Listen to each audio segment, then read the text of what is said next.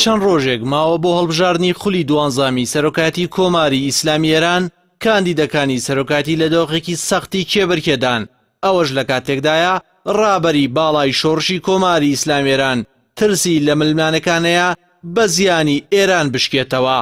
6 کاندید ئێستا کێبرکێ دەکەن بۆ پۆستی سەرۆک کۆماری ئێران: حەسەن ڕوحانی لە باڵی میانەڕە و ئیبراهیم ڕەئیسی لە باڵی ئوسوڵگەراکان، ئیسحاق جیهانگیری لە باڵی ڕیفۆرم خوازەکان، میرسەلیم ئوسوڵگەرە، محەممەد باقر قالیباف لە باڵی ئوسوڵگەراکان، مستەفا هاشمی تەبا لە باڵی ڕیفۆرم خوازەکان.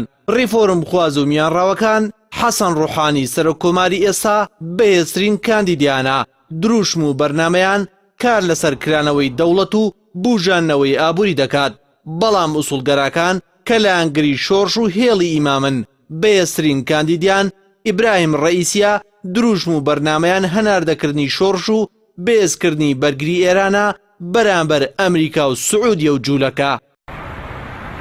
لەگەڵ چڕبوونەوەی ململانەکانی هەڵبژاردن، ئایەتوڵڵا عەلی خامنەیی ڕابەری باڵای شۆڕشی ئیسلامی ئێران لە میانەی دیداری پۆلێک لە دەرچوانی زانکۆی ئیمام حوسێنی تایبەت بە سوپای پاسداران هۆشداریدایە کاندیدەکانی هەڵبژاردن لەبارەی ململانەکانیان.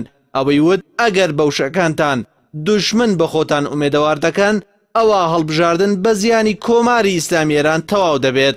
ئەم هۆشداریە پاش ئەوە هات لە دیدارە تەلەڤیزۆنیەکان و دروشمەکانی هەردوولا ڕکابەرێکی بەهێزەیە، بەڵام هاوکاتی ڕکابەریەکان پێشبینیەکان بۆ باڵی ڕیفۆرم خوازەکان ئومێدەوارانەیە، بۆ پێی بەپێی نوێترین پێشبینی کە ئاژانسی ئیرنای ئێرانی بڵاوی کردووەتەوە، ڕێژەی بەشداری خەڵک بۆ دەنگدان لە سەدا 63.9 دەبێت، دەنگی لیستی ڕیفۆرم لە سەدا 29.6 دەبێت، دەنگی باڵی ئوسوڵیەکان لە سەدا 23.4 دەبێت، دەنگی لیستی میانەڕە و لە سەدا 15.4 دەبێت، دەنگی سفی واتە ئەوانەی دەنگ بە کەس نادەن لە سەدا 18.3 دەبێت.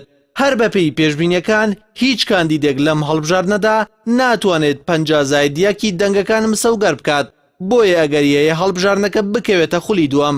هەر ئەوە ژوا دەکات لە چەند ڕۆژی داتوودا ئەگەری کشانەوەی چەند کاندیدێگەیە بۆ بێزترینەکەیان، لەوانش کشانەوەی جانگیری و هاشمی تەبا لە باڵی میانەڕە و ڕیفۆرم خوازەکان بۆ کاندیدی هاوبەشیان کە حەسەن ڕوحانیە، بەوەش دەنگەکانیان بۆ لە سەدا 45 بەرز دەبێتەوە و ئەگەری بردنەوەیان بەهێزە.